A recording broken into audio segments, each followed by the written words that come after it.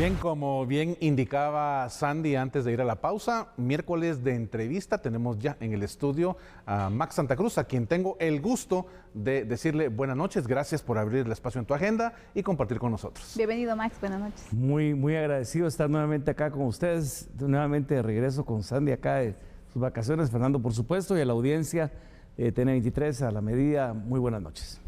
Bueno, Max, sin duda alguna las Cortes es un tema que sigue dando de qué hablar y es necesario también abordarlo en este espacio ya del punto un poco más político, ¿no? ¿Qué tipo de Corte Suprema de Justicia podemos esperar para estos 5 años? Eso es lo que te quiero preguntar de entrada.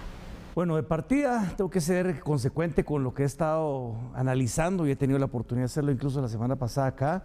Hay que decir que esta es una Corte Suprema de Justicia que sigue siendo politizada en términos de que el mismo proceso de comisiones de postulación nos lleva a que tristemente, más allá de considerar que son los mejores magistrados de los que pudo al rato haberse tenido mano para poder formar los listados, en virtud de los intereses que se jugaban en las representaciones de las comisiones de postulación, se traslada también al Congreso de la República los listados para ser electos por diputados que juegan eventualmente también intereses de carácter político, tomando como referencia las tablas de gradación, lo que se hizo en el nivel de comisiones de postulación. Pero hay que decir que muchos de ellos, de los 13 magistrados titulares y los otros 13 suplentes, en su momento también fueron promovidos por otros actores dentro del escenario del sector justicia que lograron a su vez cabildear para conseguir estos votos dentro del Congreso.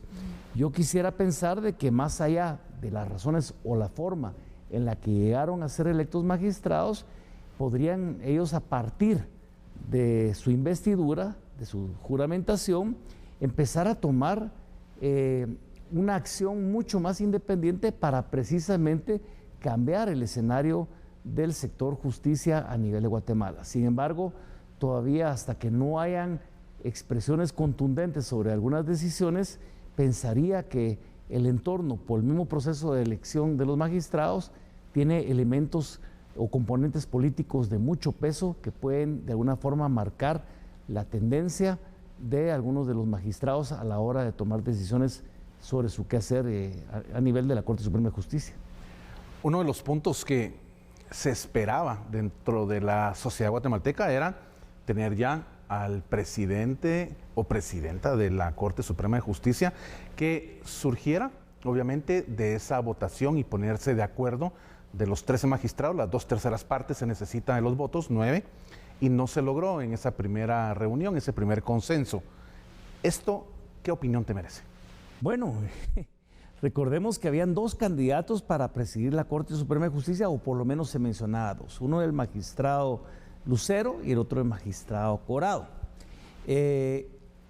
Convenientemente o inteligentemente, aparte de los 159 votos que saca el magistrado Lucero, pues es nombrado como vocal primero. Pero esto no es nuevo. Recordemos que en otras Cortes Supremas de Justicia, las votaciones o las rondas de votación para poder determinar al final quién preside la Corte, incluso nos ha llevado a 40 rondas de elección o más de 40, hasta que al fin se dio con el nombramiento de un magistrado presidente y incluso le quedó poco tiempo del ejercicio de su mandato por la rotación en la que está conformada la presidencia de la Corte Suprema de Justicia. Es decir, de que de alguna forma, entre los que se mencionaban para poder presidir antes de la indecisión sobre el nombramiento final del presidente, pues sí se hablaba del magistrado Lucero y del magistrado Corado. Y es el magistrado Lucero al final quien resulta electo. Es decir, fue hábilmente de alguna forma designado vocal primero para de todas formas presidir mientras se toma una decisión la Corte Suprema de Justicia. Ya lo hizo en su momento incluso la magistrada Valdés, ¿se recuerdan ustedes?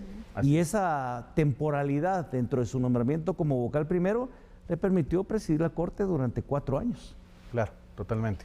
Así es, es uno de los puntos que también hay que mencionar y recalcar dentro de este proceso. Max, ¿qué casos cree que pues será complicado o los más complicados que poder resolverse dentro de la Corte Suprema de Justicia? ¿Cuáles son esos retos que se vienen para la nueva Corte? Bueno, la misma Constitución determina cuáles son las responsabilidades y las funciones de la Corte Suprema de Justicia y van a instancias superiores dentro de la interpretación de la ley como tal, temas de carácter de recursos humanos, nombramientos de jueces, en muchos de los casos la elaboración del presupuesto, pero aquí no olvidemos algo. Hacíamos el análisis la semana pasada que al menos las bancadas mayoritarias de Vamos, Cabal, UNE y Semilla habrían votado en línea por lo menos por 7 magistrados de los 13. ¿Qué quiere decir con eso? Cada quien viendo un interés político dentro de la elección de cortes. En el caso de la bancada Semilla, el partido de gobierno, pues hay un interés lógicamente de mucho peso, que es la posibilidad de que llegara algún expediente a la Corte relacionado o al presidente o a la vicepresidenta, a un alto funcionario. Le interesará de alguna manera contener esos casos que son muy fuertes para la administración en caso de darse en la Corte Suprema de Justicia. No digo que esto tenga que pasar o tenga que detenerse o que no se actúe conforme a derecho, pero puede ser una de las intenciones que en este caso la bancada Semilla hubiera tenido para votar por estos magistrados. De la misma forma y sus razones tendrá la bancada de UNE, la bancada de Vamos y la bancada de Cabal. Quiero decir que al final las salas son las que evacúan la mayor parte de problemas en el día a día o de casos, y todo esto hace al final del día también de que pues busquemos o los guatemaltecos aspiremos a esa justicia independiente y pronta. Esa es la intención. Yo sí creo que van a haber todavía casos pendientes. Hay que decir que hay otro actor dentro del escenario, que es la propia fiscal general. Recientemente acabamos de escuchar sobre algunos elementos de búsqueda o que está haciendo la propia fiscal en contra de la magistrada ya electa Gálvez. Y esto podría también marcar otra dinámica dentro de los casos que la propia Corte viera de alguna forma y que tuvieran o de alguna forma incidencia también en las resoluciones que la Corte tenga sobre determinados casos. O sea, quiero decir, hay presiones a lo interno, hay parte del cumplimiento que la Constitución demarca sobre su responsabilidad, y me imagino que también por el propio origen de la elección de los magistrados y esa operación de las personas que han estado manejando el escenario de los diferentes magistrados, por lo menos en las últimas 2 Cortes Supremas de Justicia, en las salas de apelaciones, pues podrían también el escenario hacerlo propicio para poder atender otros temas con algún sentido o algún propósito mucho más político. En algún momento, con esto concluyo, también recordemos que la Corte ha jugado un papel importante, no en la elección pasada, pero sí en la elección anterior, al momento sobre la inscripción o no de algunas candidaturas a cargos de elección. La última Corte se abstuvo de entrar a conocer muchos temas pensando en que la materia de esto correspondía al Tribunal Supremo Electoral, pero no nos dice que esta actual Corte podría volver a retomar ese papel protagónico dentro de la decisión final de la inscripción o no de algunos candidatos de cara al próximo proceso electoral de 2027. Ahora, el tema es que te voy a poner dos campos, 2 circunstancias. Podríamos no tener nueva Corte y seguir con los magistrados anteriores, y esto hubiese generado cierto caos, y tenemos ya una Corte que obviamente como sociedad tenemos el respeto de un plazo constitucional que era vital, creo, en este momento de Guatemala, respetarlo y que se implementara como se hizo.